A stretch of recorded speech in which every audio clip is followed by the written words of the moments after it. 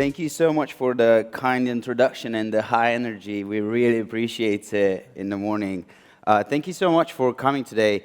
I know that there are some unreasonable delays on some of the lines, and all of you made it here on time, so thank you so much for that. Before we start the discussion, just want to check how many of you guys are actually developers, or how many of you are building something, trying to get a product?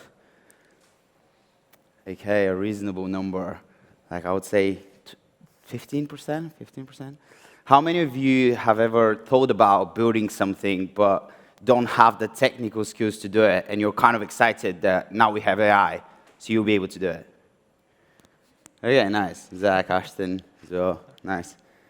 Okay, cool, good. We have a fantastic panel today, and I would like to start with quick introductions.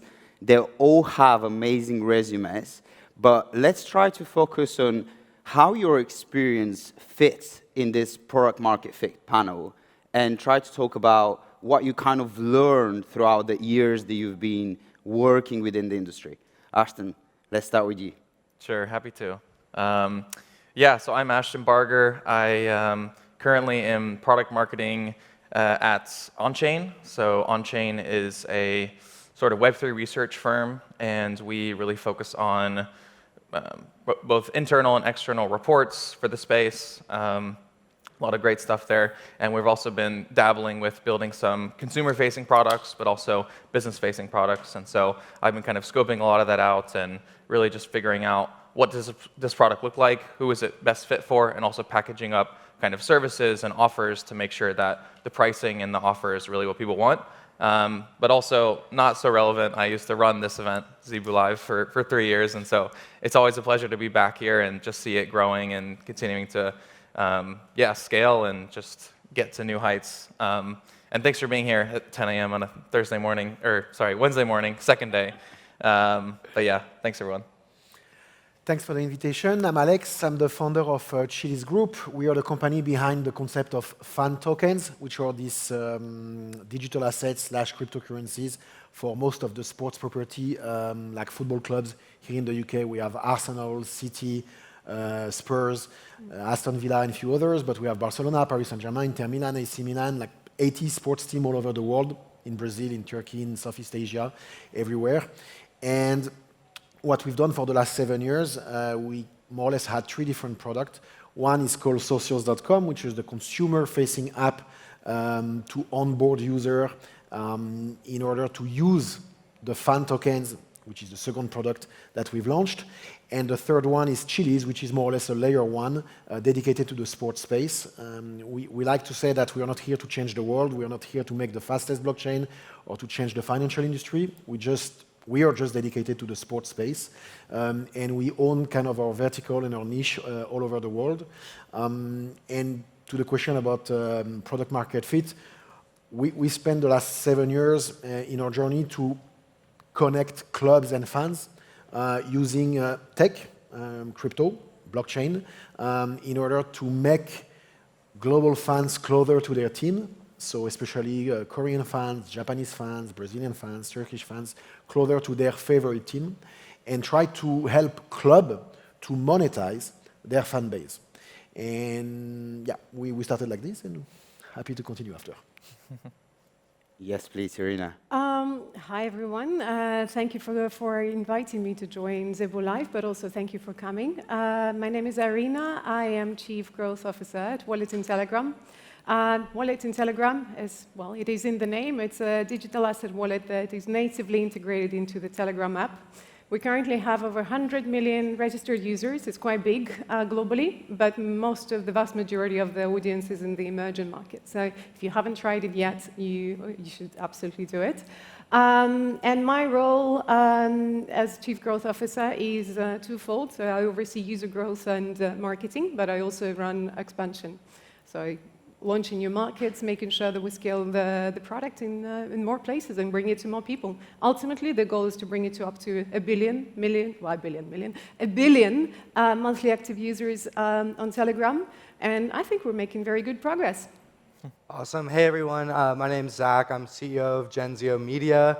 past experience was at Ripple, actually working on go-to-market and product market fit, and OKX, where I did token listings. And as you can imagine in token listings, a lot of that also comes with trying to find revenue, product market fit. But at Genzio, what we do is we help companies scale, whether that's through building their communities with socials, Discord, running events. So like this is a great event, so shout out Ashton. I didn't do it this Honestly. time.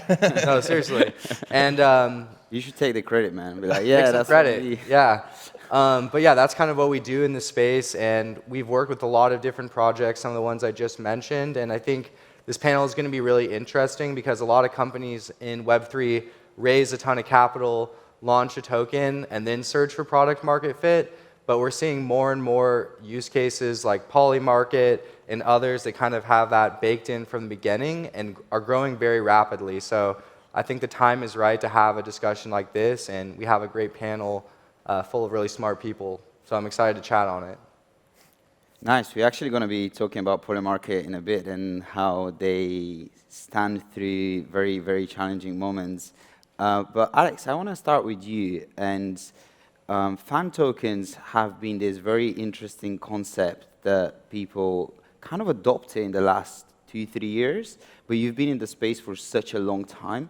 And I actually got a few of my friends to engage with your ecosystem because they get discounted and free tickets for some of their favorite teams. But tell me, as a founder, how do you decide when is the right time to pivot? And when exactly do you know that actually it's, I found product market fit, people are interested in this, we just need to withstand the storm, and then people come around and they'll appreciate the value of what we're doing? That's interesting. I'm happy you have actually friends who are using the real utility of the tokens that we created.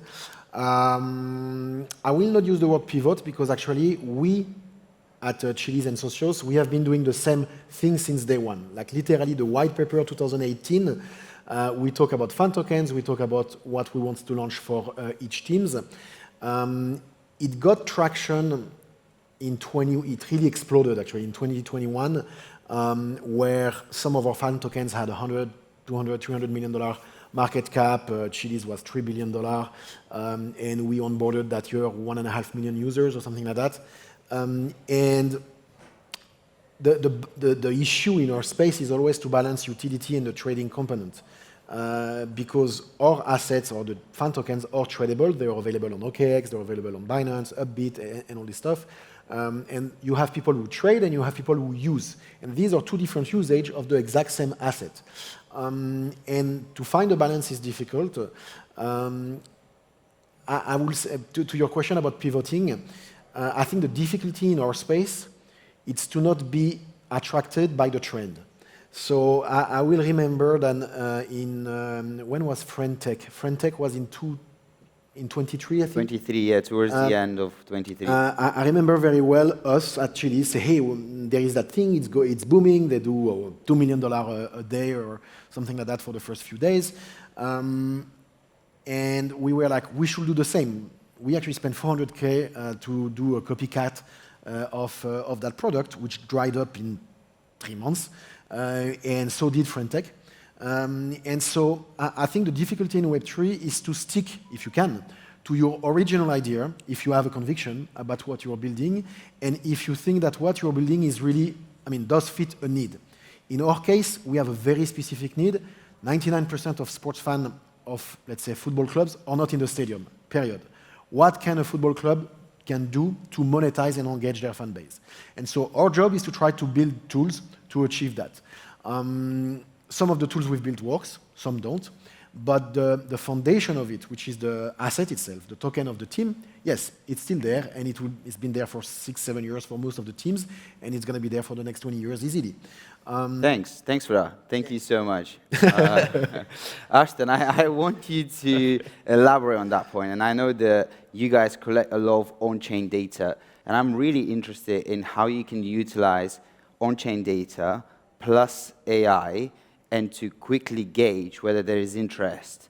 And you know how in Silicon Valley they always advise you to launch the product, try to see whether there's interest, and then build the full the full stack and present it to your clients. So could we implement the same approach in crypto now that we have on-chain data, we have AI, and we have a lot of intelligent people that are not necessarily technical, but are still willing to build a product?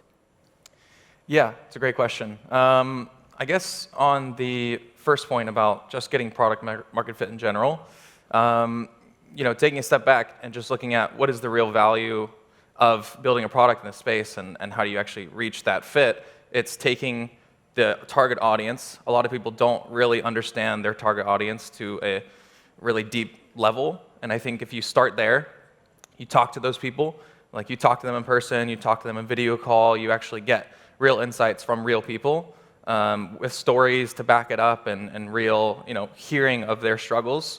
That'll drive you a lot more than anything else that you can think could be possible, right? Maybe it's your own pain, that's why you started the business, but you also have to verify that there's a market for that. There's more people like that need this or have this problem, this pain point in their life.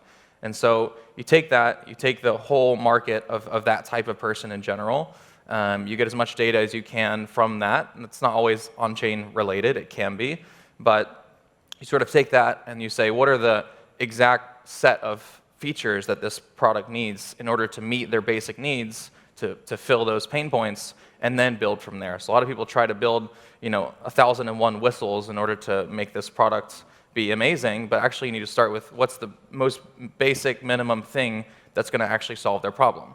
And so once you get that, it'll help you actually start getting some traction, and you'll start seeing those people sharing it with other people, and that word of mouth based on just the fact that it's solving their problem, they'll share it with everyone else who also has that problem or also needs a solution like that.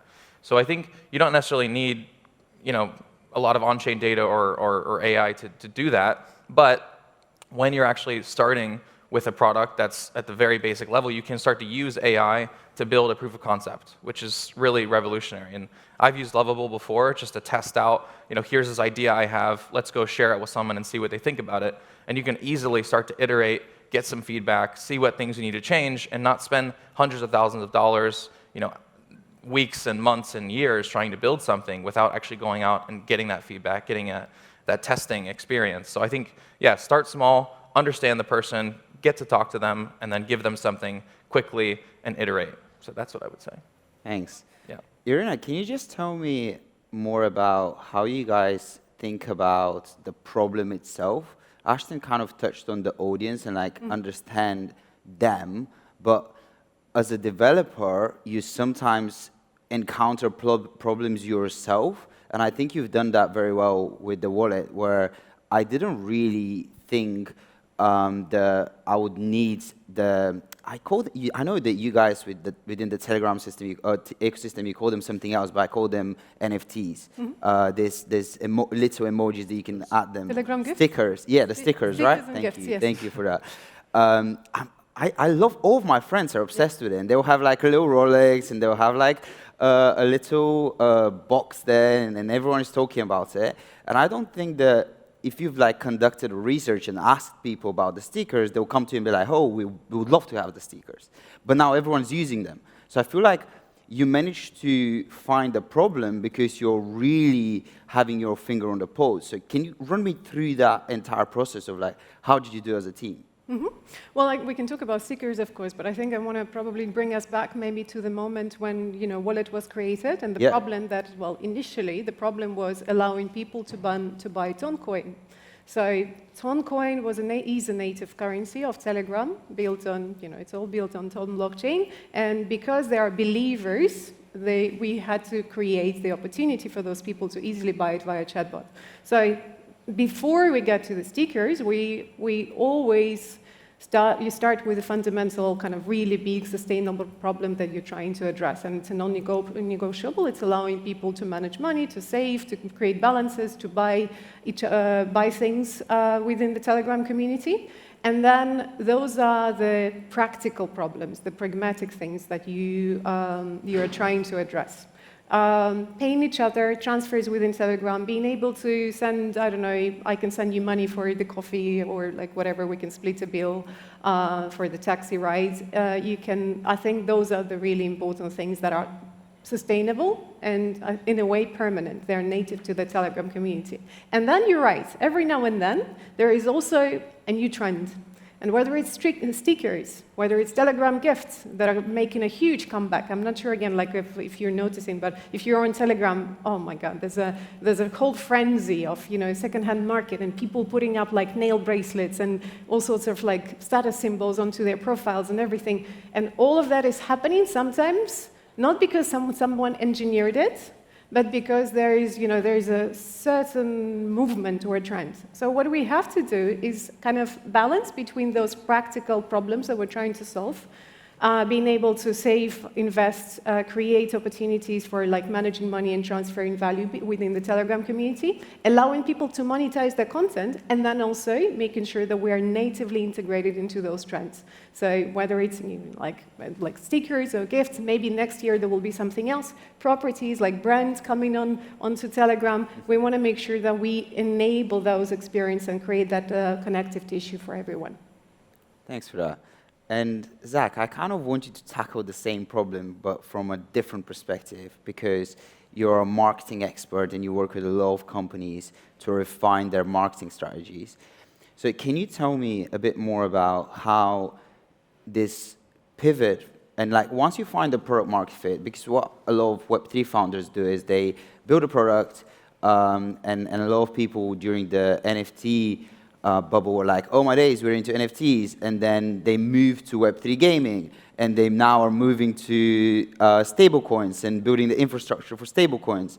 But it's very difficult to appeal to this like different communities. As a founder, you kind of need to find the product market fit, but at the same time, market yourself in a certain way, because institutional investors will look at your post from 3 years ago and see some really colorful posts about NFTs and your opinion on those. So how do you advise founders to actually, find a product market fit, but also make sure that your image, your brand as a founder is very cohesive?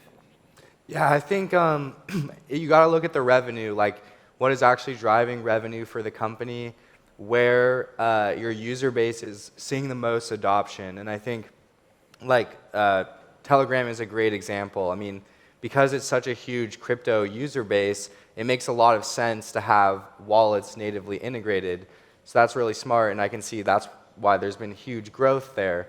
But for example, if it was like maybe something that didn't make as much sense to have a wallet in, like for example, a larger social media network, it might not make as much sense. So I think what you really have to do is follow the dollar. Like, where are people actually going to spend money on your product, and scale that up? And one example is the different social media networks within crypto that have come up. So we've seen Farcaster, Zora, Pump Fun, and others even before that have had their rise and fall. But I would say probably the most successful of them right now is Pump Fun.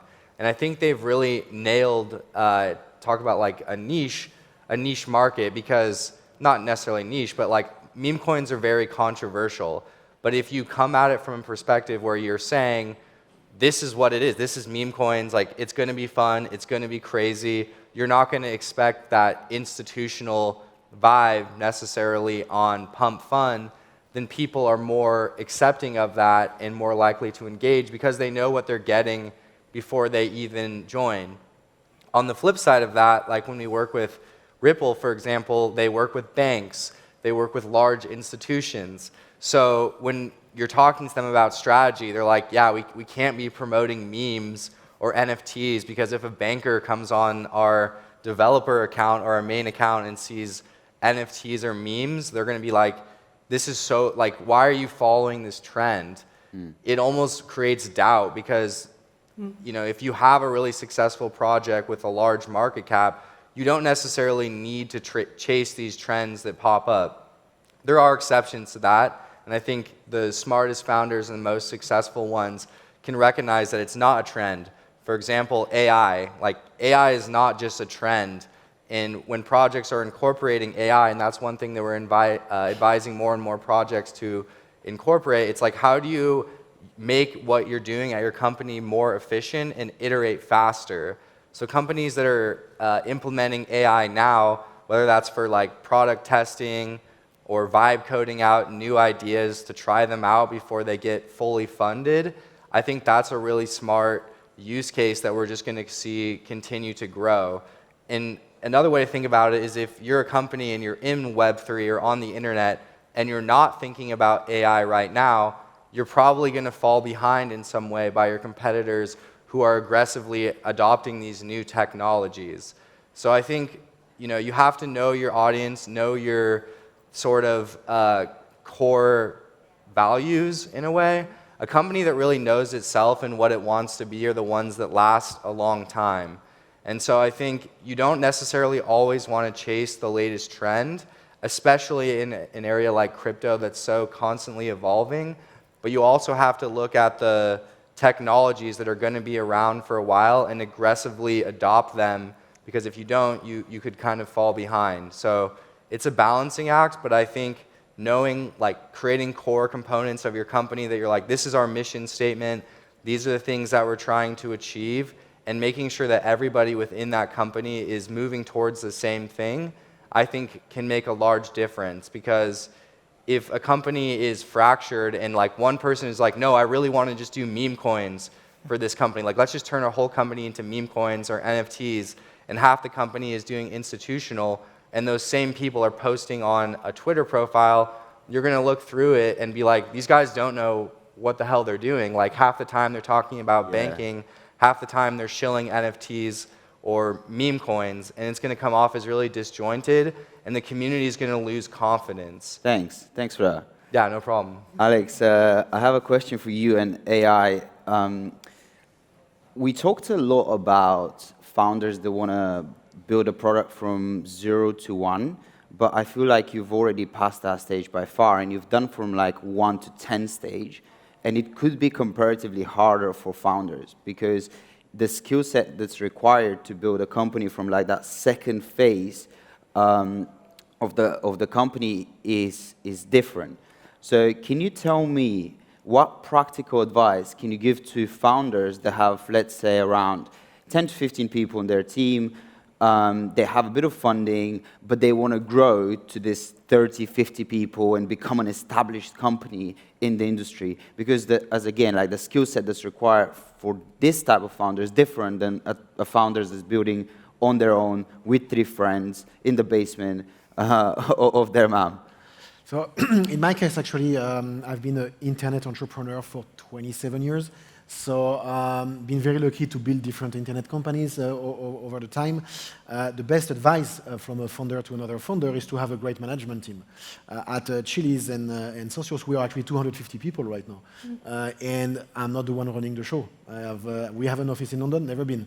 And my guys are here, never been to the office. So you need...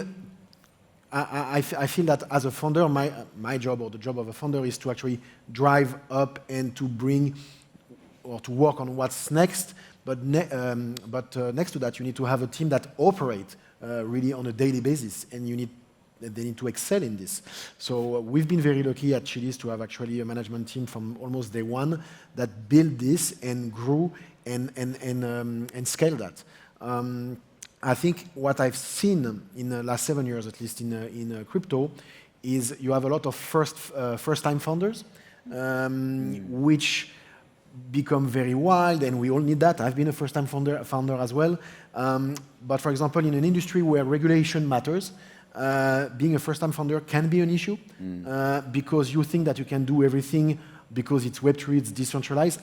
Well, not exactly. As soon as you touch money, you touch bank, you touch regulations, it's a bit of a different animal. And in our case, most of us came from the online gaming industry. Online betting, sports betting, and etc. regulated. You have around 20 seconds to finalize that story.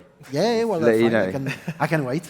20 seconds, I talk about nothing. No, but it's, again, I think the key is to have a great management team and to invest on them. Okay, thank you. Ashton, same question for you, but from like 0 to 1, because I know that you've worked with a lot of startups.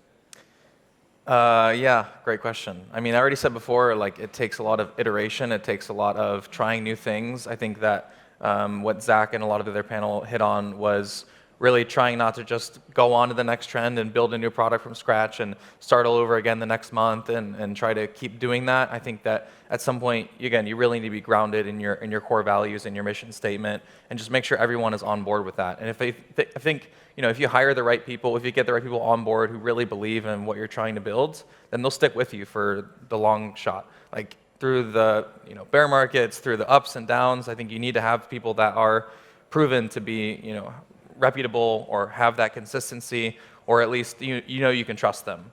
They've shown that over their career, and they're people that really you can build alongside with, because it's going to be a tough road. I think that you probably had lots of struggles along the way, and yeah, for sure having a good management team and having good people around you that are even smarter than you in certain functions is going to be extremely important. So yeah, just have that real path towards where you want to go and where you want to get to, and get the right people on the bus alongside you. Irina, the question for you is like, I think Tony's amazing at having, like, matching the products that you produce with like the underlying value of the company. It's like, how do you achieve that as a founder? Because it's like a big challenge that founders always face. So first of all, just a disclaimer, I'm not a founder of Wallet in Telegram. I'm part of the management team. But I guess, how do you achieve sticking to the main principles? Well, there are certain non-negotiables, and I think we all know that we're building value for the Telegram users, and that's always going to be the case.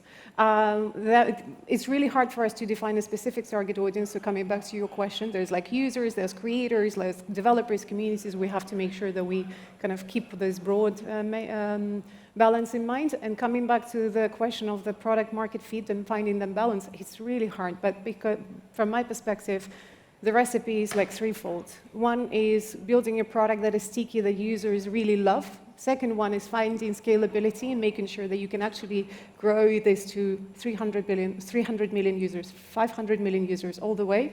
And then third one is unit economics. How do you balance all three? Making sure that all of them come together, and that's the hard part. Thanks for that. Zack, you have 2 minutes to give me 2 practical advices for people that will leave the room and implement them as soon as they get home. Yeah, no, for sure. I think number one is you don't necessarily have to raise a ton of money to get started. With tools like AI, you can go out and vibe code, put it out on Twitter, see if you get some traction, talk about it at conferences, ask your friends, like, hey, does this idea actually make sense? And I think you'll get some feedback very quickly. If everyone you're talking to is like, yeah, I don't know why this doesn't exist yet, or yeah, this makes sense, that's a good sign, and so you should probably pursue that. I think the second thing is don't give up. There's a lot of cycles within crypto. Anyone who's been here over 5 years, even longer, has been through these cycles where the people around you will say, like, Bitcoin is dead, this industry is a scam, you're wasting your time, on and on and on. But the truth is that they just didn't understand the core technology probably as deeply as the true believers and people who have been in this through several cycles. So if you really believe in what you're doing and you've seen traction in a bear market, in a bull market, keep going, because the cycles come in waves. But if you stay there from the bear market into the bull market, you're going to reap the rewards of pushing through. Whereas others who may have given up are not going to be able to see that full cycle. So just realize that this market comes in cycles, and just because something doesn't click in a bull market or a bear market, but you're still getting traction, keep going, because crypto is going to be around for a long time. Hey, thank you so much. Please, guys, put your hands together for the fantastic panel. Thank you so much, guys. Also, I'm sure that they'll stay around, so please grab them and have a private conversation with them. Thanks again. Everyone.